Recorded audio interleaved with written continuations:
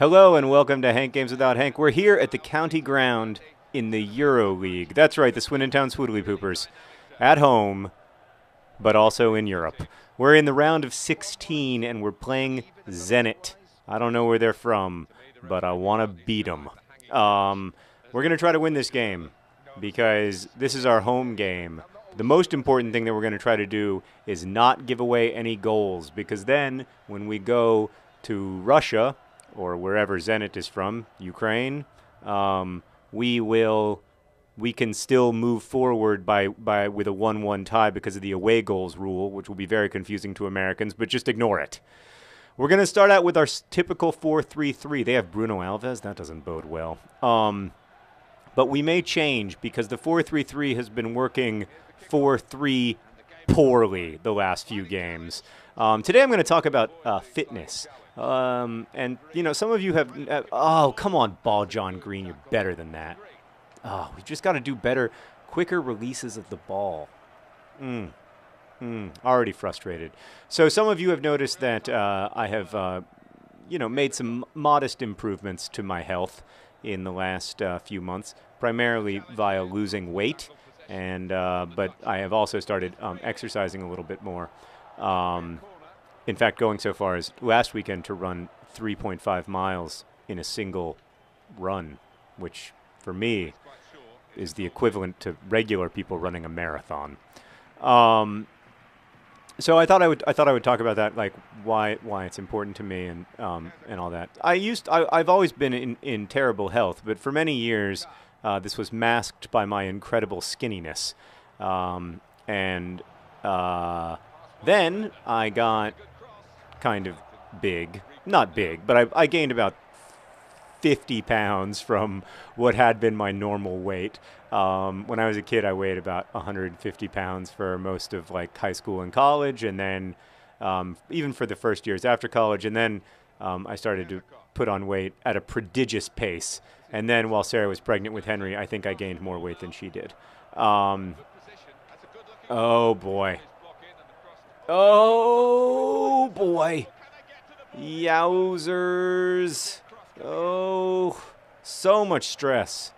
Ricardo Bunsen-Berna, as usual, anchoring things from the back. All right, we're going to just bring it up, do a nice, calm job. Yep, there we go. Yep. So I'd never been tremendously fit, but I started gaining weight, and then I had my gallbladder thing, and then I lost a lot of weight when I was sick, but it wasn't a fun way to lose weight, and I certainly wasn't getting any healthier. I was just ill, and it made me really, really miserable, is the long and short of it. And I started to think that I wish that...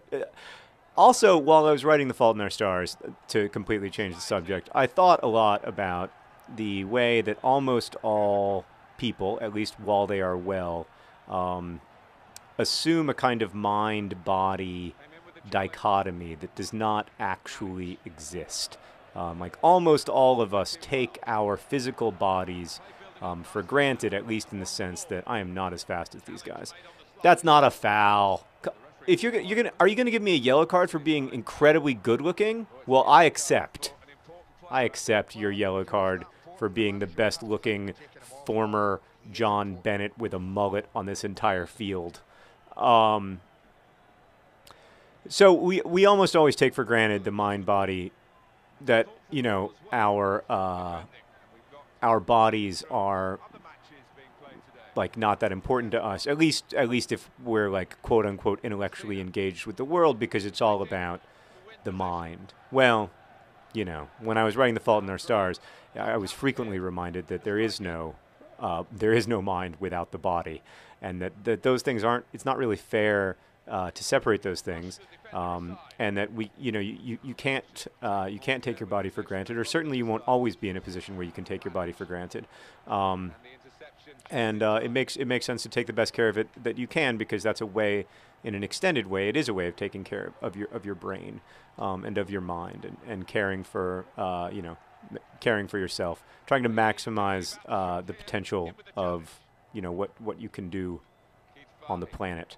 So that's what I was thinking about when I first started wanting to get a little bit healthier.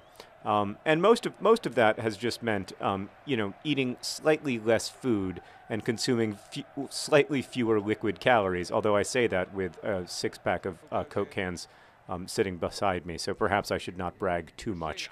I'm certainly not a healthful person. I don't think that I ever will be, in all likelihood. But I am a lot healthier than I used to be, and I think that some of it is about food and some of it is about movement. Ball John Green finally got a header down, but he could not put it in the back of the net. Oh, Swoodly Poopers still tied 0-0 at the end of one half. But you know what? Our fans exhort us. The Swoodly Pooper Nation says, rise up, Swoodly Poopers, and overcome Zenit. So we're going to try to do that in the second half. Hamburger is tied with Leverkusen. Everton, Tottenham tied. Olympique Lyonnais and Olympique Marseille. Boy, there's a lot of good teams left in this competition. But if we win this, we'll be in the last 8. Wouldn't that be amazing? Wouldn't that be something? All right. So I think the two keys for most people my age, it's kind of funny to realize that you're old enough that you're never going to be like your athletic potential is over, basically. At this point, it's pure functionality. Like, I'm never going to be able to recover the way that I could as a younger person, even when I was in high school and smoked cigarettes and drank whiskey and milk. Never be able to recover like I could then. And so a lot of it has just been getting used to the fact that Bunsen burner, how many times do I have to tell you not to throw the ball out of bounds? Like, shouldn't that just be a given? Never throw the ball out of bounds. Can I build that into the AI somehow, that I don't want the ball thrown out of bounds? Oof, dangerous stuff there. Tackling in the box, but it worked out. Oh, schnoogity boog. But I have also found that if you give exercise a bit of time, it becomes, I'm not going to say enjoyable, because I've always found it a little bit, I don't know, annoying when people talk to me about how much they enjoy exercise. But there is something enjoyable about it. We were again almost on the edge of success, and now we're on the brink of failure. Oh gosh. Oh gosh. Oh, that's right. You can't stop the Swoodly Poopers on D. Go. Go. Go. Oh, he's away. He's away. Ball, John Green. Oh. Ball. Double burger snurg. Oh. Oh, that was like 1,000 burger schnurgs at once.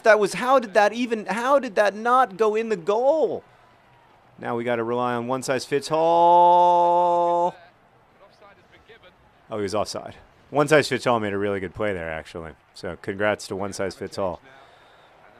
Oh, that's just devastating stuff. I mean, that really, really, really, really, really should have been a goal. I mean, he was away. There's nothing else you can say except the ball John Green needed to finish and failed to finish. That's all you can say. There's nothing else you can say about that whole situation.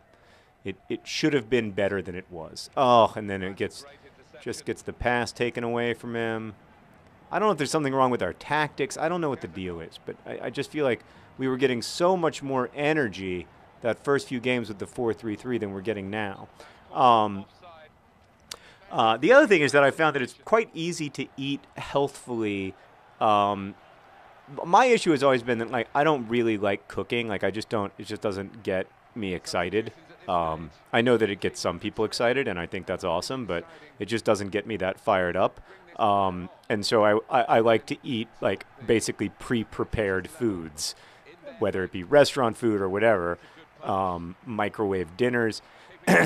pizza. And there just aren't that many examples of like super healthy prepared foods. But I've discovered a couple places, and there are places like this in most cities in the U.S. now that will kind of like make you a healthy dinner. They're like little miniature catering places / restaurants, and they'll make you a healthy dinner in exchange for money, and then you just go home and reheat it. And that's made everything a lot easier. Oh, did you really think I wanted to pass there and not to Merrick? Is that what you thought I wanted to do? Now I'm getting angry. There's only 10 minutes left, and I feel like we deserve 3 points out of this game. Come on. Go.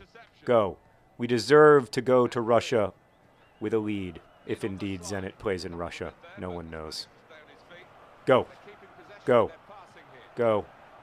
Pass it to your husband. No. What part of pass it to your husband, not into that guy's crotch, didn't you understand, sir? All right.